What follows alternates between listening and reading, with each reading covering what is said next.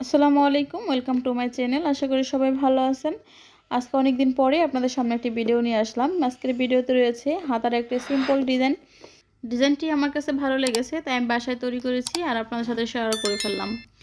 ভিডিওটি দেখে যদি ভালো লাগে তাহলে আমার চ্যানেলটিতে একবার সাবস্ক্রাইব করে দিন। যারা নতুন আছেন, সাবস্ক্রাইব করার পরে যে বেল বাটনটি থাকবে সেটি অন করে দিন, তাহলে নতুন নতুন ভিডিও আপলোড দেওয়ার পরে আপনার কাছে অনায়াসে পৌঁছে যাবে। আর যারা অলরেডি সাবস্ক্রাইব করে দিয়েছেন তাদেরকে অসংখ্য ধন্যবাদ। ডিজাইনটির জন্য আমি প্রথমে সাধারণ হাতার মতো একটি হাতা কাটিং করে নিয়েছি। হাতার মুহুরির এখানে সমান মাঝখানে ধরে আমি অল্প কাটিং করে একটা চিহ্ন দিয়ে নিচ্ছি। এরপরে দেখেন আমি পেস্টিং পেপারে একটা টুকরো নিয়ে নিয়েছি। পেস্টিং পেপারের এখানে চওড়া নেব আমি 1.5 ইঞ্চি, লম্বা নেব আমি 3 ইঞ্চি। উপরে 1.5 ইঞ্চিতে আমি একটা দাগ দিয়ে দিয়েছি, এখানে 3 ইঞ্চিতে একটা দাগ দিয়ে দিচ্ছি। এবার 1.5 ইঞ্চি 3 ইঞ্চিতে কোনাকুনি করে ফিতাটা ধরে আমি এখানে সমান করে একটা দাগ দিয়ে নিচ্ছি লম্বাভাবে। এরপরে পেস্টিংটা আমার 1/2 ইঞ্চি চওড়া হবে, আমি দেখেন 1/2 ইঞ্চি দূরত্বে আরেকটা দাগ দিয়ে নিচ্ছি। দাগগুলোকে আমি গাঢ় করে নিচ্ছি। এই দাগ অনুযায়ী আমি এখন কাটিং করে নিব। কাটিং করার পরে দেখেন এরকম হয়েছে দেখতে। এরপরে পেস্টিং পেপারটি আমি একটা কাপড়ের উপর রেখে তারপর সেলাই করে নিব। প্রথমে এই কাপড়ের উপর রেখে আমি এর উপর দিয়ে সোজা করে সেলাই করে নিব, যাতে এর সাইডে সেলাই দেওয়ার সময় নড়াচড়া না করে, আঁকাবাঁকা না হয়। দেখেন প্রথমে আমি সোজা করে ধরে এর উপর দিয়ে সেলাই করেছি। আপনারা চাইলে পেস্টিং পেপারটি আয়রন করে লাগিয়ে নিতে পারেন কাপড়ের সাথে, কিন্তু আমি সেলাই করে নিচ্ছি। এভাবে করে দুই পাশ থেকে পেস্টিং পেপারটি কাপড়ের সাথে লাগানো হয়ে গেলে আমি দেখেন অতিরিক্ত কাপড়টা ফেলে দিচ্ছি কেটে। অল্প কাপড় রেখে আমি পেস্টিংয়ের উপর ভাঁজ দিয়ে সেলাই করব। এই পরিমাণে অল্প কাপড় রেখে অতিরিক্ত কাপড়টা কেটে ফেলে দিচ্ছি।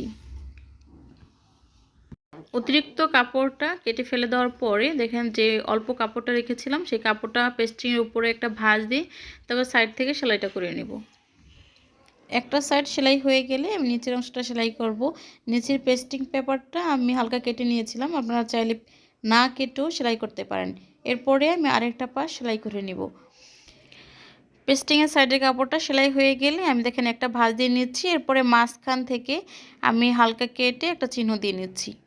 এরপরে হাতার যেখানে আমি হালকা চিহ্ন দিয়ে নিয়েছিলাম, হাতার মুহুরির এখানে দুইটা চিহ্ন একসাথে করে আমি মাঝ বরাবর এটা সেলাই করে নিব, যাতে সাইডের সেলাইগুলো দেওয়ার সময় পেস্টিংটা নড়াচড়া না করে। দেখতেই পাচ্ছেন মাঝখানে সেলাইটা দেওয়ার পরে এবার পেস্টিংয়ের গা ঘেঁষে আমি সেলাই করে নিব। জামার উপরে যেভাবে গলা বসানো হয় ঠিক একই নিয়মে আমি এটা সেলাই করে নিচ্ছি। এ পর্যায়ে সবার কাছে অনুরোধ, যারা ভিডিওটি ইউটিউব চ্যানেল থেকে দেখছেন, যদি আমার চ্যানেলে নতুন হয়ে থাকেন তাহলে চ্যানেলটিতে একবার সাবস্ক্রাইব করে দিন। আর যারা অলরেডি সাবস্ক্রাইব করে দিয়েছেন তাদেরকে অসংখ্য ধন্যবাদ। আর যারা ফেসবুক থেকে ভিডিওটি দেখছেন তারা আমার পেজটিতে একবার ফলো দিয়ে দিন, লাইক কমেন্ট এবং শেয়ার করে দিন। আপনাদের লাইক কমেন্ট এবং শেয়ার আমাকে নতুন নতুন ভিডিও করার জন্য উৎসাহ দিবে।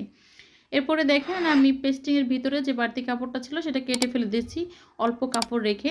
এই অল্প কাপড়টা আমি এখন হালকা কেটে নেব। দেখেন কোনাটা আমি ভালো করে কাটিং করে নিচ্ছি, তাহলে উল্টানোর পরে ফিনিশিংটা সুন্দর আসবে।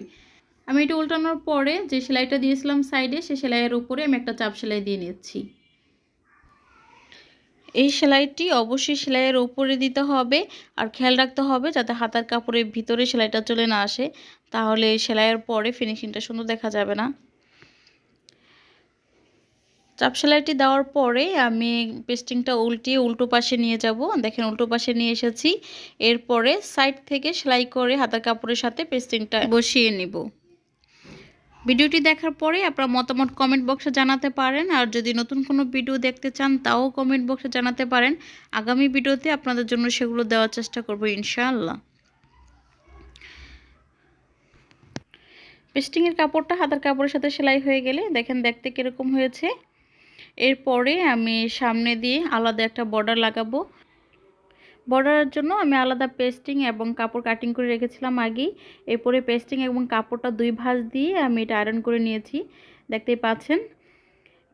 পেস্টিংয়ের লম্বা হচ্ছে হাতার মুহুরি লম্বার সমান, আর চওড়া কাপড়ের চওড়া হচ্ছে 1.5 ইঞ্চি। আমি এইভাবে করে বর্ডারটা তৈরি করে নিয়েছি। বর্ডারের কাপড়ের ভিতরে হাতার মুহুরিটা বসিয়ে তারপর আমি সাইড থেকে সেলাই করে নিব। দেখতেই পাচ্ছেন আমি সাইড থেকে সেলাই করে নিচ্ছি। আমি আপনাদের সহজভাবে বোঝানোর চেষ্টা করেছি, তারপরেও যদি আপনাদের বুঝতে অসুবিধা হয় তাহলে কমেন্ট বক্সে জানিয়ে দিন। আগামী ভিডিওতে আরও সহজভাবে বোঝানোর চেষ্টা করব ইনশাল্লাহ। এই হাতাটি আপনারা যে কোনো ড্রেসের জন্য তৈরি করতে পারেন। তৈরি করা কিন্তু খুবই সহজ আর দেখতেও সুন্দর। সিম্পল এই হাতার ডিজাইনটি আপনি খুব অল্প সময়ে তৈরি করতে পারবেন। মাত্র 10 মিনিট লাগবে হাতাটি তৈরি করতে। অল্প সময়ের মধ্যে সুন্দর হাতার ডিজাইন যদি তৈরি করতে চান তাহলে এই হাতাটি পছন্দ করে নিতে পারেন। দেখতেই পাচ্ছেন আমার হাতাটি কিন্তু সেলাই করা হয়ে গেছে। এরপরে আমি হাতার সাইডের অংশটা সেলাই করব। দেখেন দেখতে কতটা সুন্দর লাগছে। আপনি হাতার এখানে লাভ ডিজাইনও দিতে পারেন। সব ডিজাইনের জন্য নিয়ম কিন্তু একটাই। এরপরে হাতাটা একটা ভাঁজ দিয়ে দেখেন আমি হাতার সাইডের যে বাড়তি কাপড়টা আছে সেটা কেটে নিচ্ছি। এরপর সাইডের যে লম্বা সেলাইটা আছে সেলাইটা দিয়ে নেব। হাতার মুহুরি এখানে সমান করে ধরে সাইড থেকে মুহুরি মাপটা নিয়ে তারপরে সাইডের সেলাইটা দিব। সাইডের মুহুরির মাপ হচ্ছে 5 ইঞ্চি। 5 ইঞ্চি রেখে দেখেন আমি ইঞ্চি টেপ দিয়ে মেপে নিচ্ছি। 5 ইঞ্চি রেখে তারপর সাইডের সেলাইটা দিয়ে নিব। সাইডের সেলাইটা দেওয়া হয়ে গেলে কিন্তু আমার হাতাটা কমপ্লিট হয়ে যাবে। একই নিয়মে অপর একটা হাতা কমপ্লিট করে নিব।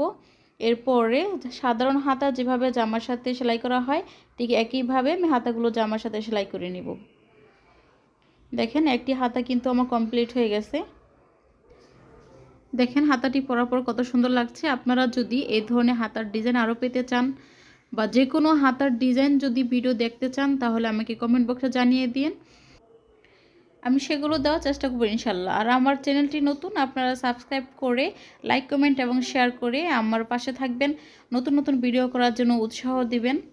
আজকের ভিডিও এ পর্যন্তই। আগামী ভিডিওতে আপনাদের জন্য অবশ্যই নতুন কিছু থাকবে। সে পর্যন্ত ভালো থাকবেন, সুস্থ থাকবেন।